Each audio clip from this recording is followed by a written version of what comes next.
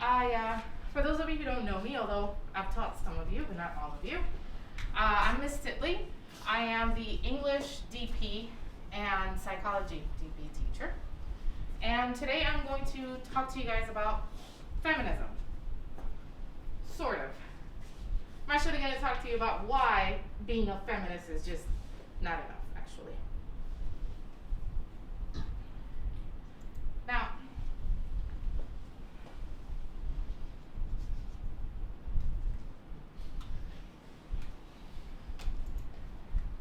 okay. The reality is that most of you are surely familiar with the concept of feminism. You have probably even supported feminist causes. You guys are lucky. You are members of a generation that has likely seen the most progress when it comes to feminist issues. To you, women have always had the right to vote, and they've always had access to reproductive rights. You've always had women as governors, as prime ministers, and as presidents. This is not strange for your generation. You're lucky also that you attend a school that not only allows you but encourages you to study and learn about feminist issues in your classes. That you read speeches and other forms of literature that support the idea that women should have equal rights as their counterparts. You guys are lucky because you've witnessed protests. You've seen the marches. Some of us have actually been to women's marches. But the reality is that it represents a lot of work. This exposure to feminism that has become ubiquitous, it's everywhere, is what allows us to celebrate the fact that for 100 years now, women in the United States have had the right to vote. And that women in Japan also enjoy the right to vote.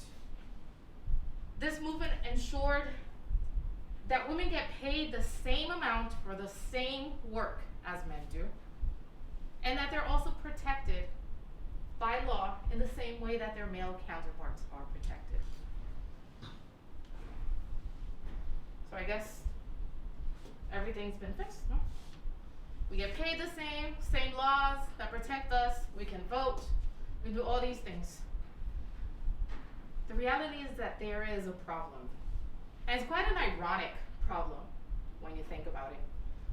Because we've become so saturated with the issue of feminism that we are slowly but surely kind of becoming numb to it. We see the stickers on our laptops. We see the tattoos and the t-shirts and the feminist hashtags. You see the coverage, and it's leading to what I have called a type of desensitization, where feminism has become nothing more than that, a trend, a hashtag. And that's in the best of circumstances, because the term feminism has become often the butt of jokes.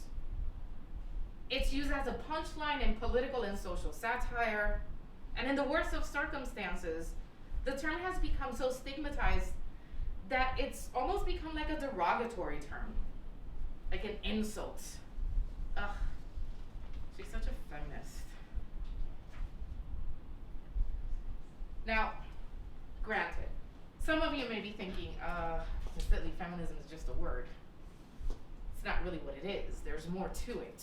You can use and throw the word feminist around and put hashtags on it all you want, but still the reality is that we stand up not for the word feminism, we stand up for the ideals of feminism, for the beliefs behind the idea of feminism. Feminism is just a name, and in the words of Juliet, what's in a name? A rose by any other name would smell as sweet. So feminism is just a name, and that is absolutely true. And that's part of the reason why I say that being a feminist is not enough. Because we are becoming acquiescent to the idea of feminism. And to me, feminism should not be a noun. Feminism should not be a thing that we call ourselves. Feminism should not be an adjective. We shouldn't describe ourselves as feminism. In my opinion, feminism should be a verb. We should all feminist. What are we going to do this weekend? We're going to feminism. How does one do feminism? I'll give you my best teacher response to that. 2 words. Critical thinking. What? Critical thinking. Yeah. You see, when I say that we're becoming desensitized, part of the reason is because, we've marched, we've protested, we've done all of these things, but the reality is that we haven't done enough. When is it going to be enough? When do we get to the point where we can say we've accomplished something? That depends on who you ask, but more importantly, it depends on what you ask. This is where the critical thinking part comes in. We're living in a society where people are becoming comfortable with just receiving bits and pieces of information and not knowing the full truth. You know, the alternative facts. Your interpretation should be good enough. And that is leading us in a way that might even regress the progress that has taken place in feminism during the past 100 years. Let me show you what I mean. Take a look at this headline. A record number of women are serving in the 117th Congress. That's pretty cool. Look at this one. The number of female CEOs in the Fortune 500 hits an all-time record. This one's good too. Look. The number of women ambassadors increasing in the UNECE. If you were to just read these and not think and not ask questions and not follow through, we could all assume our job, we're done. We feministed already. Yay! We have the largest number of women ambassadors, congresspeople, and business CEOs. We're done. What do you guys want to do for the rest of the talk? Finished. When you think critically, you realize that while the number of women ambassadors is increasing, so far it's increased, this is a quote from the article, all the way up to 18.7%. 18.7% of the ambassadors are women. Not a huge increase there, is it?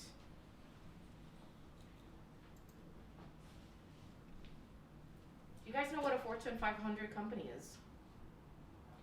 This list of the 500 most successful, powerful companies around the world, business corporations. There is an all-time record number of those corporations being led by women. You guys know what the all-time record high number is? 37. Out of 500, 37.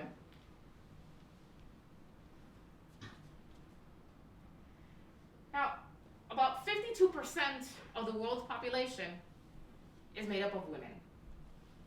It follows then that if half of the population is women, then at least half of the governing bodies should also be women. This record, 117th Congress, by the way, this was a month ago, January 2021.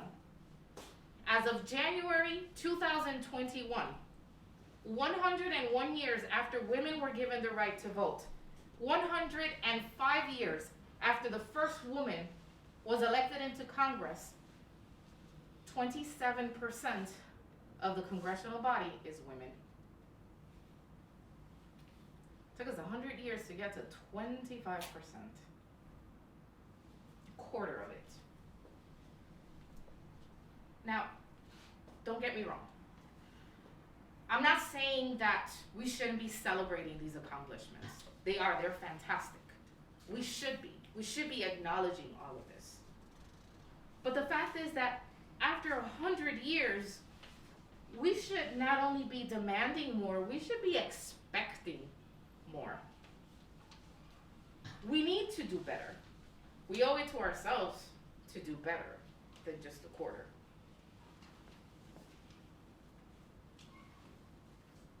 The role of women in society is so important that the United Nations decided to add it to their Sustainable Development Goals. Goal number 5 deals with gender equality. Achieving gender equality and empowering women and girls. This sounds fantastic. You guys are all familiar with the SDGs. The reality is that out of the 93, my apologies, the 193 nations, members of the United Nations, guess how many are led by women? Guess, give me a number. Under 5. Oh. 10 out of 195, only 10 are being led by women. Yet women make up 52% of the population.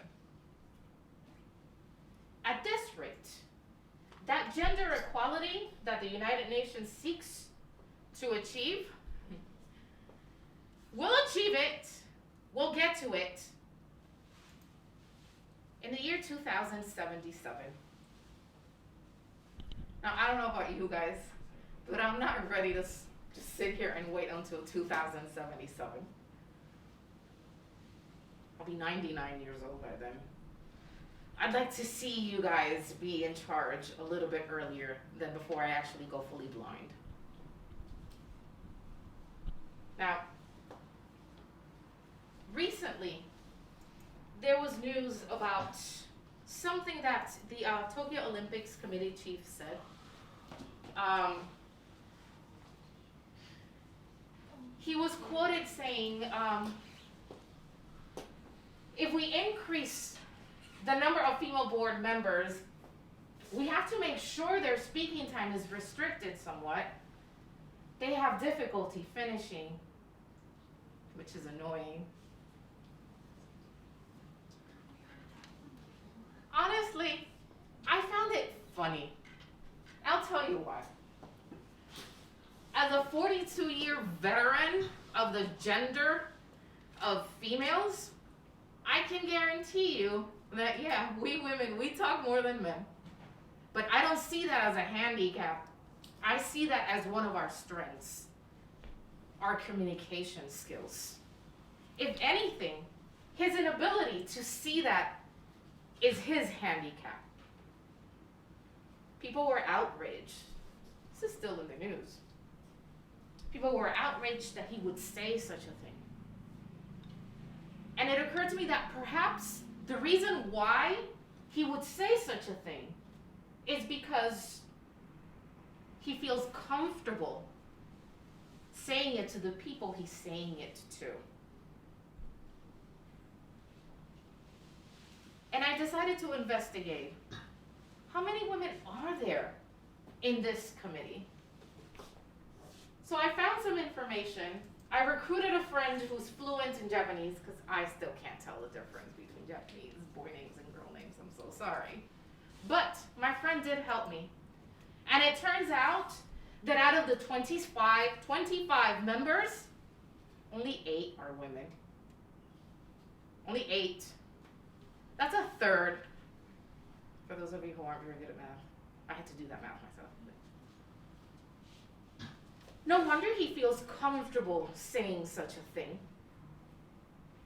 He's talking to mostly men. But my real outrage came when I read news about people being upset about what he said. Being more outraged about those words that he said than the fact that there are not enough women in the committee. And this is why, to me, it's so important that we do feminism. Because we can talk and protest and critique and be outraged, and all that is fine. There's a place for all that. But the reality is that we need to voice our opinions and demand that we have an equal representation, not just because we say so. We must strive to be informed and knowledgeable, read articles and critically think, and seek more information. We need to read critically, we need to think critically, but then above all, we need to act critically. Because honestly, in my opinion, the most radical act of feminism that you can engage in is to think for yourself and not let anyone else tell you what to think. Thank you.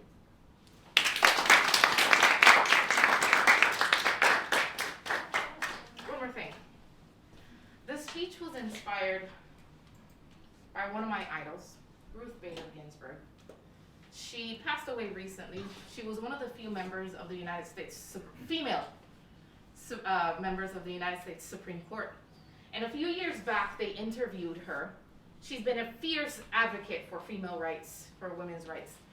And they asked her, well, how many women will it be enough? When will you be happy? And she said, well, when there's 9. People were outraged. What do you mean when there's 9? Her response was brilliant. There were 9 men for years. No one was upset at that. Why couldn't we have 9 women? She inspires me. Thank you.